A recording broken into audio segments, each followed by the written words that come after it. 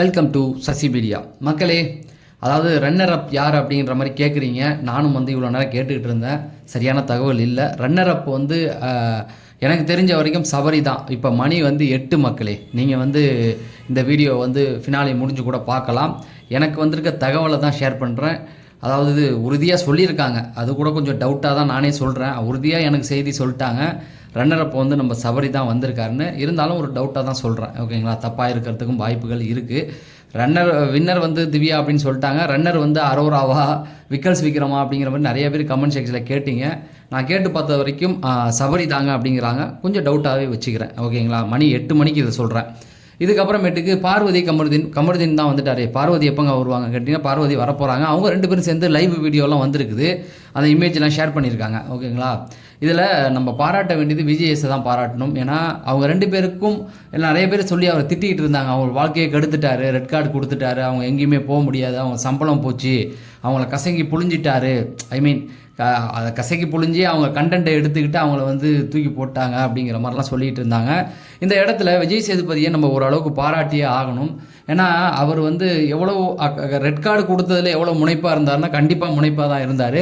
ஏன்னா சேனல் வந்து வேண்டாம் அப்படிங்கிற அளவுக்கு இருந்தாலும் இல்லை கண்டிப்பாக கொடுத்து தான் ஆகணுன்றதில் முனைப்பாக இருந்தார், ஓகேங்களா?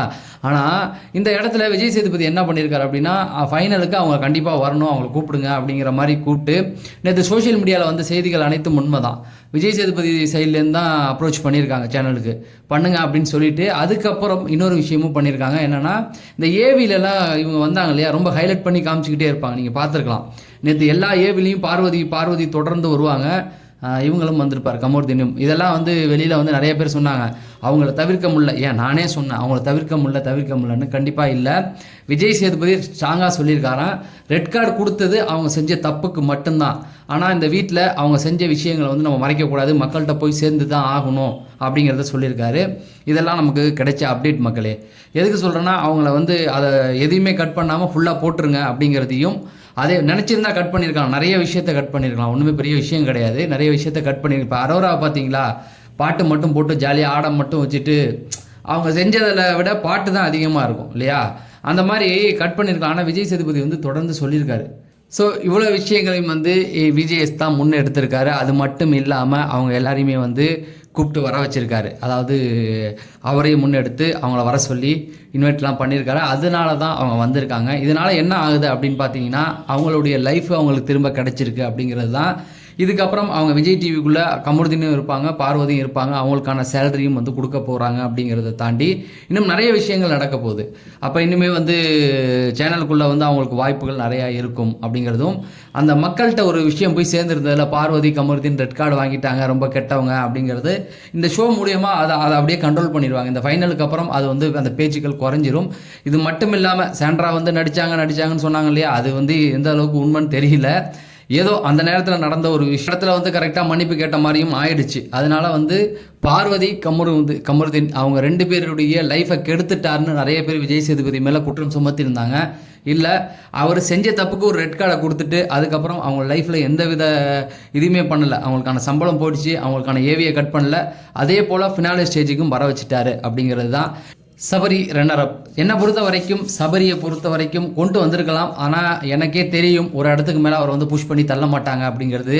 ஏன்னா நிறைய பேர் வந்து சொல்லிகிட்டு இருந்தாங்க, சபரி வந்து வின்னர் ஆக்கிடுவாங்க, ஏன்னா சேனல் ப்ராடக்ட் அப்படிங்கிற மாதிரி நிறைய சொல்லிக்கிட்டு இருந்தாங்க. என்னமோ திவ்யா வந்து சேனல் ப்ராடக்ட் இல்லாத மாதிரியும், சபரி வந்து சேனல் ப்ராடக்ட் அப்படிங்கிற மாதிரி சொல்லிகிட்டு இருந்தாங்க. இன்னொரு விஷயம் தெளிவாக சொல்கிறேன், கானா வினோதா இருக்கட்டும், அவருடைய ஒய்ஃபாக இருக்கட்டும், அவங்க 2 பேருக்குமே பிடிச்ச பிளேயர் வந்து சபரி தான், ஓகேங்களா?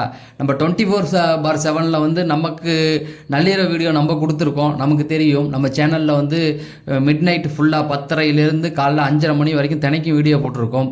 நமக்கு தெரியும், நம்ம பார்த்துருக்கோம் அங்கே என்னென்ன நடந்தது அப்படின்னு. நிறைய பேருக்கு அதெல்லாம் தெரியாது, நைட்டில் என்ன நடந்ததுன்னே தெரியாது. ஏதோ ஒரு பர்டிகுலர் இன்சிடென்ட் மட்டுமே எடுத்து பேசிவிட்டு அவங்க பாட்டுக்கு ரிவ்யூ பண்ணிட்டு போயிடுவாங்க. நம்ம அப்படி பண்ணுறதில்லன்னு உங்களுக்கு நல்லா தெரியும். 10:30 5 மணி வரைக்கும் எல்லா அப்டேட்டும் கொடுப்பேன். சில நேரங்களில் கொடுக்க முடியல அப்படின்னா உங்களுக்கு வந்து அந்த மெயினான விஷயத்தையும் நான் உங்களுக்கு சொல்லியிருப்பேன் இல்லையா? அதனால் அங்கே என்ன நடந்தது, சபரி என்னென்ன பண்ணாருன்னு நமக்கு தெரியும், மற்றவங்களுக்கு தெரிய வாய்ப்புகள் கிடையாது. அது இல்லாமல் நிறைய ஒர்க்குகளும் வெளியில் போணுச்சு இல்லையா? அதனால் சபரி தோத்துட்டாரு அப்படிங்கிறதுல கமெண்ட் செக்ஷன் போன வீடியோக்கு கீழே நான் வரவே கூடாதுன்னு நினச்சேன், காலைல தான் வரலான்னு நினச்சேன். ஆனால் நிறைய பேர் தொடர்ந்து கமெண்ட் பண்ணிக்கிட்டே இருந்தீங்க. வருத்தப்பட தேவையில்லை அப்படிங்கிறது தான் என்னை பொறுத்த வரைக்கும். இந்த இடத்துல அவர் நிற்கிறது பாராட்டுக்குரிய ஒரு விஷயம்தான். அது இல்லாமல் இன்னும் அடுத்தடுத்து அவர் சீரியலில் நிறைய வாய்ப்புகள் அவருக்கு இருக்குது. ஓகேங்களா? அடுத்தடுத்து வாய்ப்பு இன்னும் 2-3 சீரியலில் அவர் வந்து பண்ண போகிறாரு அப்படிங்கிற மாதிரி செய்திகள்லாம் வந்துகிட்டு இருக்குது. அதனால் வருத்தப்பட தேவையில்லை அப்படிங்கிறத சொல்கிறேன். விக்கல்ஸ் விக்ரம் அவரை பொறுத்த வரைக்கும் இந்த பிளாட்ஃபார்ம் வந்து அவருக்கு ரொம்ப யூஸ்ஃபுல்லான ஒரு பிளாட்ஃபார்ம் தான். ஏன்னா விக்கல்ஸ் வந்து ஸ்டாண்டப் காமெடியன் தான். நிறைய பேருக்கு அவரை தெரியாது, எனக்கு கொஞ்சம் முன்னாடியே தெரியும். ஆனால் இப்போ எல்லாருக்குமே தெரிஞ்சிருச்சுல. உங்கள் ஊரில் அவருடைய காமெடி ப்ரோக்ராம் இருந்தால் கண்டிப்பாக அவரை நீங்கள் போய் பார்ப்பீங்க இல்லையா? அதனால் இந்த ஒரு ஸ்டேஜ் வந்து விக்கல்ஸ் விக்ரமுக்கு ஒரு பெரிய கை கொடுக்க போகுது அப்படிங்கிறது தான். லைஃப்பில் அடுத்த கட்டத்துக்கு அவருக்கு வந்து கண்டிப்பாக கை கொடுக்கும். டைட்டிலை வின் பண்ணுறாரு இல்லை, இந்த 4 பேரில் அவர் நின்னார் இல்லையா?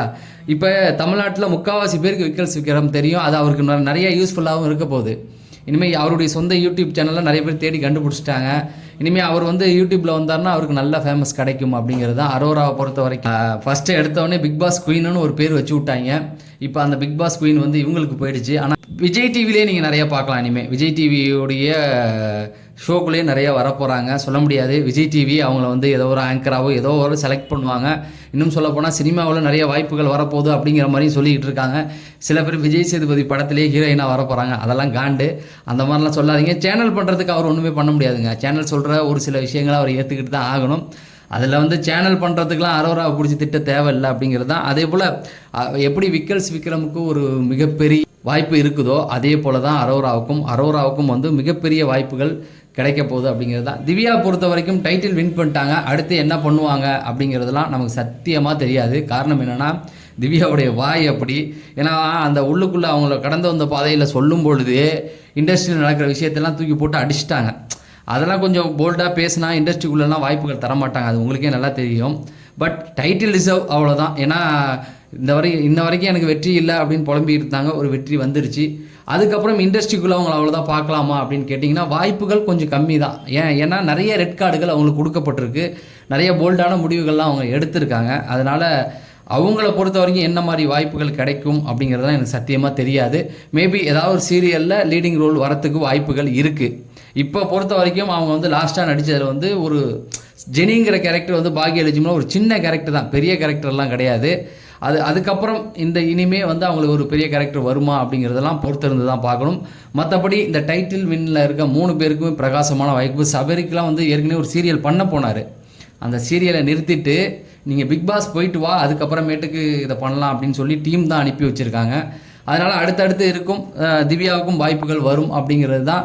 நான் காலையில் நிறைய அப்டேட் உங்களுக்கு தரேன் அப்படிங்கிறத சொல்லி முதல்ல வந்து உங்கள் எல்லாருக்குமே ரொம்ப நன்றி. என்னுடைய சேனலுக்கு வந்து நீங்கள் வந்து நிறைய சப்போர்ட் பண்ணீங்க. எல்லாமே வந்து கமெண்ட் செக்ஷனில் வந்து ஒவ்வொரு விஷயம் சில சமயம் எனக்கு தெரியாத விஷயம்லாம் நீங்கள் சொல்லியிருக்கீங்க அப்படிங்கிறது தான். உங்களுடைய அன்புக்கு ரொம்ப நன்றி மக்களே. தொடர்ந்து நான் அப்டேட் கொடுத்துக்கிட்டு தான் இருப்பேன். அடுத்தது இன்டர்வியூ வரும். இன்டர்வியூக்கு அப்புறமேட்டுக்கு சில அப்டேட்டுகள் இருக்குது. அதுக்கப்புறமேட்டுக்கு வந்து பிபி கொண்டாட்டம், அதோட தான் நம்ம நிறுத்துவோம். அதுக்கப்புறம் நம்ம இன்னொரு சேனல் தொடர்ந்து அதில் வந்து வீடியோக்கள் வந்துக்கிட்டு இருக்கும். அதையும் சப்ஸ்கிரைப் பண்ணி வைங்க அப்படிங்கிறத சொல்லி நான் விடைபெறுறேன். நன்றி, வணக்கம்.